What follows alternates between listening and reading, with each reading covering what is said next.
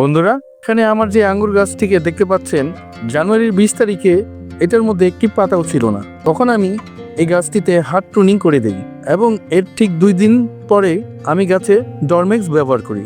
Dormex ব্যবহারের ঠিক 11 দিনের মাথায় আমার আঙ্গুর গাছে সব বাটগুলো ফুটে নতুন কুশি বের হয়েছে এবং নতুন কুশিতে ফুলও বের হয়েছে।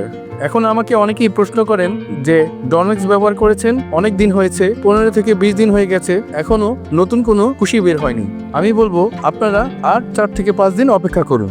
এর মধ্যে যদি নতুন কুশি বের না হয় তাহলে আপনারা গাছে আবার ডরমেক্স ব্যবহার করুন।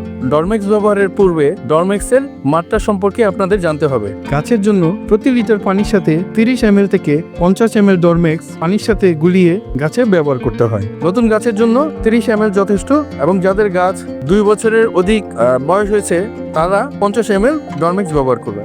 ডরমেক্স ব্যবহারের পরে অনেক সময় কুশি বের হয় না। এর কারণ হচ্ছে ডরমেক্স ব্যবহারের পরে গাছে পর্যাপ্ত পরিমাণ পানি দিই না। এজন্য আমাদের কুশি বের হতে অনেক সময় লাগে। গাছে পর্যাপ্ত পরিমাণ পানি দিয়ে দিতে হবে এবং গাছের মাটিকে ভিজা ভিজা রাখতে হবে।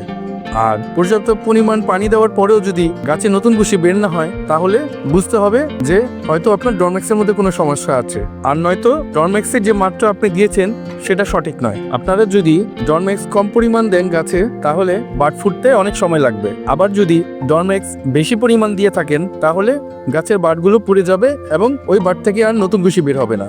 যদি ডরমেক্সকে সঠিক মাত্রায় দিয়ে পর্যাপ্ত পরিমাণ পানি দেওয়া হয় তাহলে অবশ্যই নতুন কুশি বের হবে। আর এর পরেও যদি না বের হয় তাহলে গাছে আবার ডরমেক্স ব্যবহার করুন। আমার এই ভিডিওটি ভালো লাগলে আমার সাথেই থাকুন, আমার ইউটিউব চ্যানেলটিকে সাবস্ক্রাইব করে রাখুন আর অবশ্যই বেল আইকনে ক্লিক করে রাখুন, তাহলে নতুন কোনো ভিডিও আসলে আপনাদের কাছে পৌঁছে যাবে।